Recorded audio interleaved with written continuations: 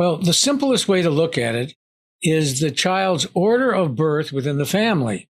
But that's oversimplistic. And that's the reason why people that have picked up books on birth order usually discard them, because it's much too simplistic. In fact, when I started my orthodontic practice, I realized I had to get the cooperation of teenagers, which in itself is a job. That's for sure. And I had to make a decision rather quickly when I first saw them to how was I going to get to them to get their cooperation in the treatment. So I started with the idea of birth order, and I looked at it, and traditionally they talk about an only child, the oldest, the middle, and the baby. What I found out is it's not that simple. Welcome to the Soaring Child Podcast, where parents of children with ADHD learn tips and tricks to help their child soar at home, at school, and in life.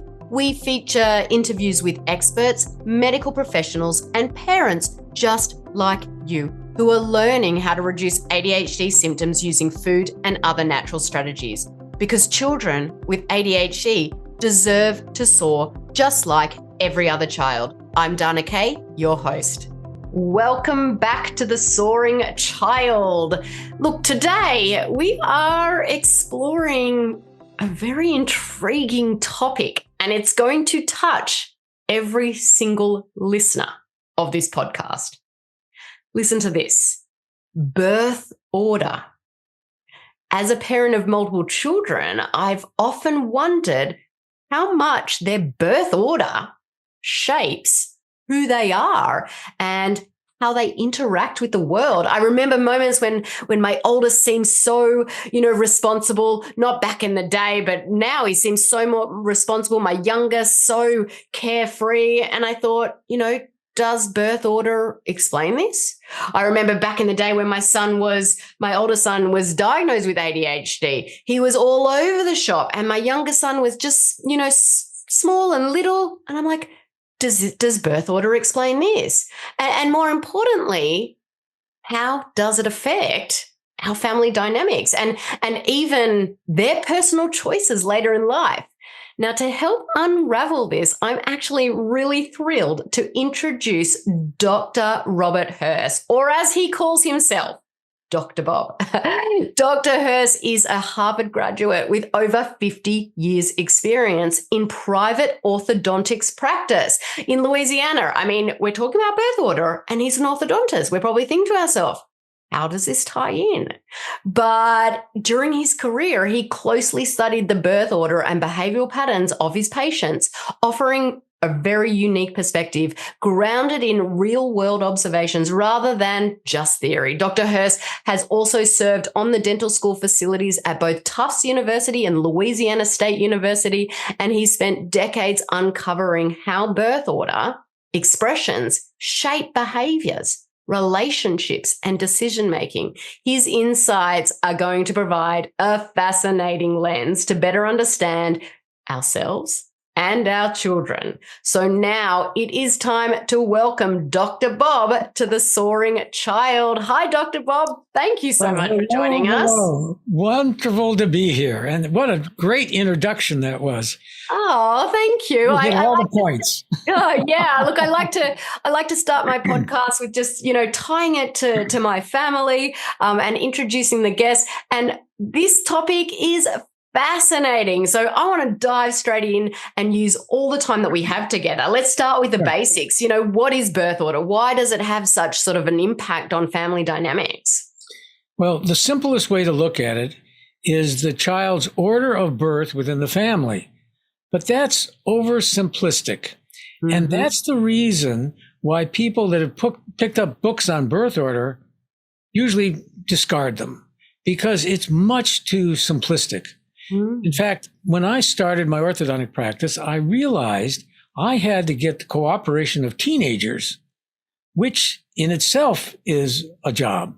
That's for sure. And I had to make a decision rather quickly when I first saw them to how was I going to get to them to get their cooperation in the treatment. So I started with the idea of birth order, and I looked at it, and traditionally they talk about an only child, the oldest, the middle, and the baby. What I found out is It's not that simple. True, there is an only child, but then there's a 1, a 2, a 3, and a 4. And people talk sometimes, oh, I'm the middle child. Well, how can you have a middle when you have 4 children? How can you have a middle child when you have 2 children? Everybody has their own personal characteristics, and they develop them by interacting with their siblings, except, of course, for the only child. He gets the flavor of the dominant parent's birth order. So not all only children are the same. So when I started using it, I was about ready to throw out the whole idea because only about a third of my patients fit those characteristics. And then I decided I'd look at all those families and see the years between the children. And I found out that 2/3 of all my patients were separated by their siblings by 4 or more school years. Then it hit me. It's not so simple. These children had double birth orders. They had the birth order of an only child, which gave them all that super confidence that an only child has, but it added to their ordinal number of birth. Like if you're the third and there's a big gap, then all those characteristics of a number 3 are amplified, intensified, and magnified, where just the number 3 is not the same as a 3 only. So the 3 only, you know, she comes into the office and she wants to be seen. Oh, okay.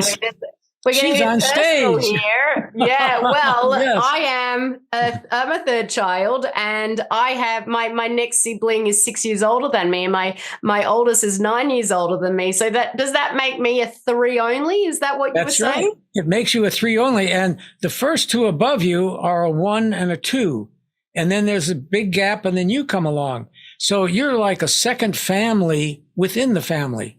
Now, that you have the only child that goes with you because you have no other siblings younger.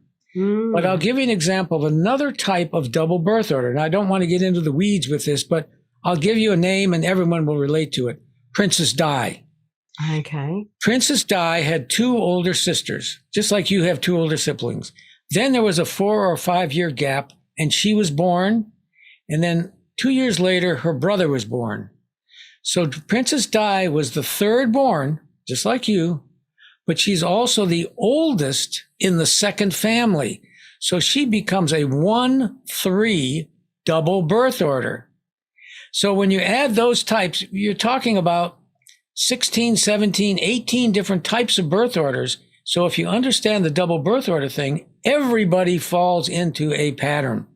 So it's not so simple, and it really works.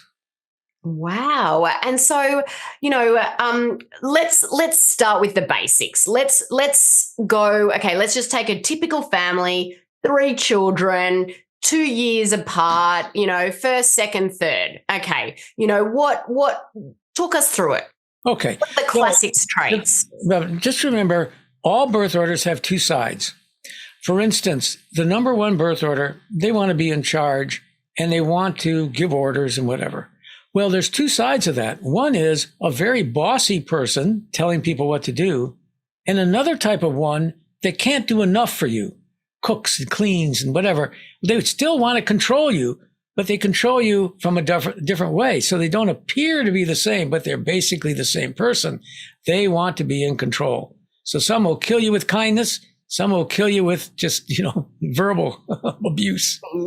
Yes. But anyway, the firstborn starts out life as an only child. Everything was great for them until the next child is born. Then they go from being an only to a 1. And everything was wonderful as a 1, but now they're having to share something with number 2. Well, they want to control the throne. They want to be in charge. So they're usually the better student in school. And number 2 can't be the better student because, after all, he's younger. So they become the better athlete. They might have more of an outgoing personality. But number 2 wants the number 1 position.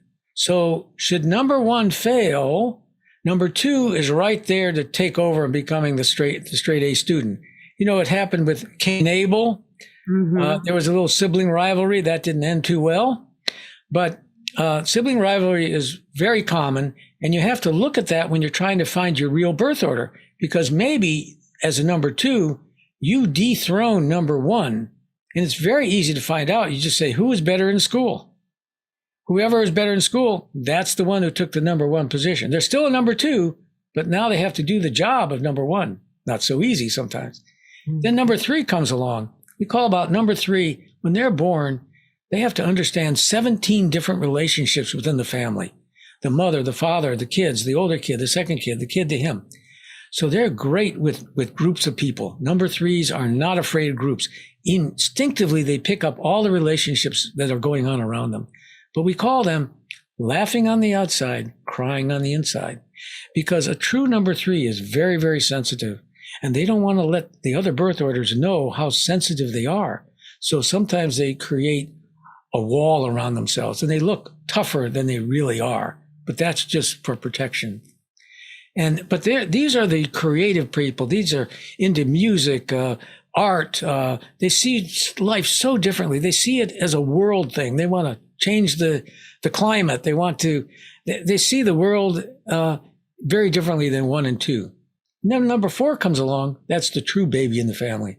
This is the loud kid because no one listens to them. They may hit you on the shoulder to get their attention. But they are also not afraid of older people because they had all older siblings. So, they have great personalities, but they're not so responsible as kids. They're the ones that drop their appointment card on the way out of the office. But the older siblings there to help them. So those are the basic ideas of birth order. So when I got that down and then I added the onlys to them or the double birth orders, then everything fell into line and you can explain everything and you can unmask everybody, which is great.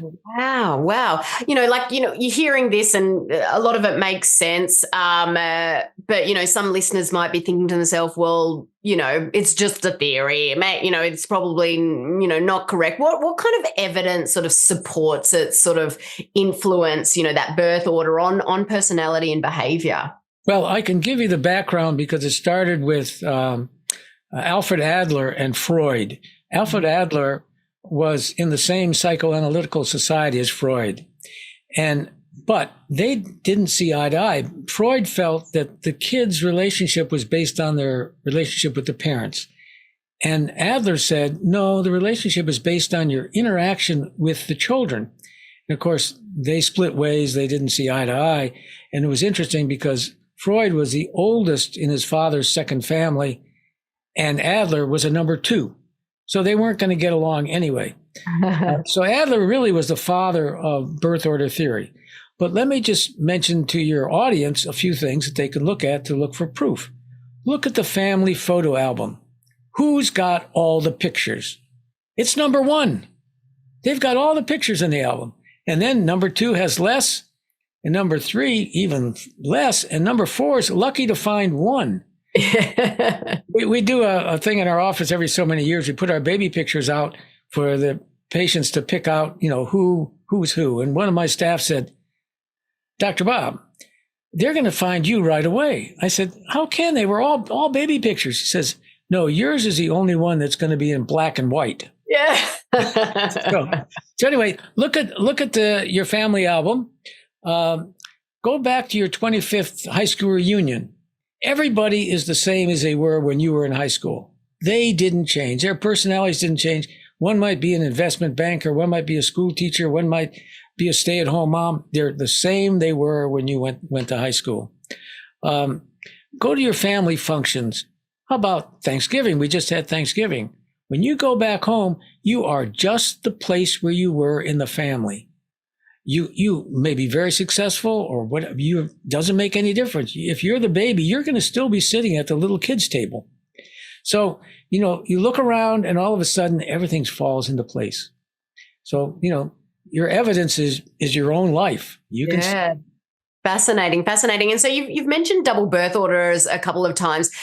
How just explain that a little bit and what that means and sort of how I know you discovered it through obviously the amount of patients that you've seen and how they didn't fall in, not all of them fell into that category, but can you just explain, what can affect them, how when bringing in that double birth order might, shape their personality in a way that sort of differs from that traditional birth order trait? That's a great question. And that's the reason why I mentioned first about the double birth orders. What you have to really find out is your true birth order. And your true birth order is how you're functioning within your family. For instance, we talked about dethroning or sibling rivalry. Well, yes. You might not be a 2. Now you're functioning as a 1. There might be twins in the family. Twins come into the family and they take a tremendous amount of energy. So if the firstborn is 1, the next born is the twins. That's number 2 and 3. And by the way, the twins will pick out who is going to be the oldest and the youngest, and they have those same personalities. But then number 1 says, wait a minute, what about me? You're ignoring me. I'm supposed to be the queen bee here, but you're spending all the time with the twins. So that child gets very resentful about what's happening in their life and might carry it throughout their life. But what I really want to talk about is ADHD kids, which is ADHD. But we know those come in 2 varieties too, the hyperactive and the very quiet, just like birth orders do. But what happens is they start to represent the double type of birth order because everything is heightened with them. This is what's unique about their problem. They might be a 2, but they're not just a 2 anymore. They are a super 2. And so the parents have to look at them more like a 2 only child because they need so much attention and so much power. They can't control their power. And so that's what's so unique about it. So when you have a child with this problem within the family order, that changes the whole order of the family. So you're not just dealing with their number, you're dealing with, you might be thinking, that double birth order type. That's why I wanted to talk about that first, because that's what's so special about these kids. So what I'm hearing is this true birth order, it could be quite hard to determine. There are a number of factors. So, it may be that if your kid's got a disability like ADHD, it may be that there's extra years between when one child was born to another child being born. It may be that, you've got a divorce, I assume, could then affect the birth order, the true birth order. Is that right? Yes. And that's fascinating about blended families when you put 2 together. Every child that keeps their same birth order or goes up the scale is well adapted to the new family. Every child that gets demoted is a problem. And if they have ADHD, it's really a problem. So, that's when they say, well, my children have gotten so well adapted to this new family. How come yours aren't? Well, maybe all of those children got demoted. But you can predict it. You can predict this. Now, I can tell you a little story. One of my patients, and when you're in a small town, sometimes you see all different, lots of families are all interrelated somehow. Well, this one little girl was an only child. Her mother finally decided to remarry, and it happened to be they were patients of mine too. She had, the man she married had 2 daughters that were older than this little only child. And she was looking forward to getting a daddy and getting some sisters and whatever. And life was going to be great. They married, and the little only child had to share the room with her 2 older stepsisters. Didn't work out. She started as a patient. She was a wonderful patient. After they got married, she was breaking things. She wouldn't show up for appointments. She was sullen. She was doing badly in school. She got demoted from an only child to a number 3. And within 6 months, they were divorced, and she was back in her own room in her own house. So birth order, it has effects on their parents too. You can see what happens. Definitely. Now, look, as a parent, you're hearing this information, understanding your child's personalities and needs is essential. How can parents or listeners really use this birth order as a tool to better understand and support their children, especially those with ADHD? Well, first of all, you don't want to treat all your children alike. You don't want to have the same expectations for all of them, but you want to fall into their unique gifts that they have. For instance, the only child, well, that one, they'll do whatever they want to do. But the firstborn, give them responsibility because that's what they want. They want to take on responsibility. Most of our CEOs or firstborns are only children because they want to be in charge. And, you don't want to deny them being in charge. Then the number two, if that's going to be your social person or your athlete, encourage that. Make them different. You want to make sure that each child does want to be different. If they go to school, the same school, number two is told by the teachers, how come you can't be like your older brother? Well, he's not. He doesn't want to be. And so on. So each child is unique. Treat them uniquely, but also look for those relationships between the children and see where there might be some rough areas. And if it's, we have to take care of number three because number three has this medical problem. Well, then you have to look at it from their viewpoint. Number one's going to look at that differently than number two is going to look at it to take care of number three. So you have to look at the interrelationships. And, in my book, it will explain how to find your real birth order, answer these 7 questions, and then you know who you really are. And then it's important for the parent to know if their child, and I'll tell you another funny story, has a higher birth order than themselves. One of the gals in my office is a number 4. And number 4s are great working in groups of people, and they're great working with orthodontic patients. And your best friend, by the way, your best friend will be your birth order. Her best friend is another number 4. And one day at lunchtime, they said, well, we want to go to lunch, but we don't know where to go. We can't make a decision. And so she said, let's get our 2 girls out of school. Her 2 girls were both number 1s. They'll know where we should go to lunch. So they went and they took their kids out of school. They decided where to go to lunch. So if your child has a higher birth order than you, look out because you're not in charge. And I love that you said, your best friend usually is the same birth order as you. And, my best friend from Australia is the same birth order as me. So that's fascinating. It's just not ironic. It's real. Yeah, it's real. It's right. Real. Oh, this is so fascinating. Now,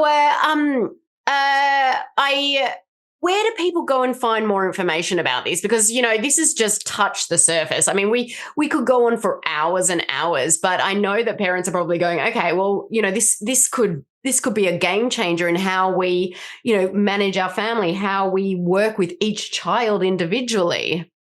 Well, they could have several websites, but the one they should go to would be easy to remember, mybirthorder.com. How easy is that? That is like.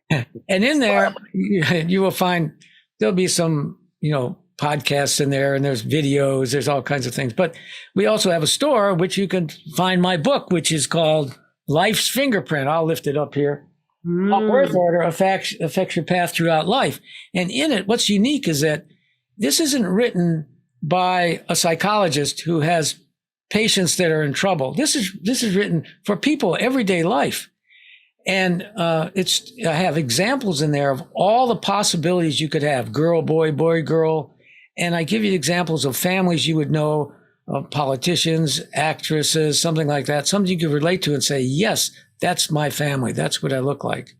But we also have on there, we have a USB. It's on a little card, yes, and you can stick that in your computer. But I suggest you get the book. It's in color, hardcover. And it's a coffee table book, great for the holidays. You sit it on there and then everybody starts to look themselves up. There's a paperback edition that you can get on Amazon, but it's not in color and it doesn't have a question and answer section in the back, which I put in from all my talks. So there'll be questions and answers that people have asked me about. So that's what I'd suggest to get more information. I love that. It could be that could be a very fascinating coffee table book. I love that idea. Look, I ask every guest that comes onto the podcast, if you could share just one small sort of actionable tip that parents, can start doing today about birth order, what would that be? Well, you should look at your children, try to find their real birth order, see if you have any double birth orders within your family, and then you'll see where the power is in the family and what that child needs. For instance, a 2 is thought to be stubborn, but they don't want to be told what to do. That's the difference. They want to protect their own space. But if you have a 2 only in your family, you have an immovable object. That child will never do what you tell them. So what you have to do is you have to give them choices. You say, we're going out to get fast food tonight. Would you like to go to Wendy's, McDonald's, or Burger King or something? You give them choices. Don't give them a yes or no, because you're going to get a no. And now you got to fight with them. Fantastic. So this could be a game changer for families out there. I know what I'm doing. So. As soon as I stop recording, I'm definitely going to buy that coffee table book. That's for sure. This has been so fantastic, Dr. Bob. Thanks for joining me today and sharing your passion, your knowledge with all of our listeners. Just please tell again where everyone can find more about your work and follow you online. www.mybirthorder.com. That's it. Fantastic. Thank you once again for joining me today. Listeners, I hope this episode gave you, valuable insights into how birth order might really shape your family dynamics and even your own behaviors. If you found this conversation as fascinating as I did, definitely please subscribe to this podcast, share it with someone who might benefit, or leave us a review. Listeners, thank you for tuning into this week's episode of The Soaring Child. I'm Dana Kay, your ADHD health practitioner. Keep on thriving. Thank you for listening to the Soaring Child podcast today. To learn more about how to help your child with ADHD soar using natural strategies, visit our website at ADHDthriveinstitute.com and follow us on social media at ADHD Thrive Institute.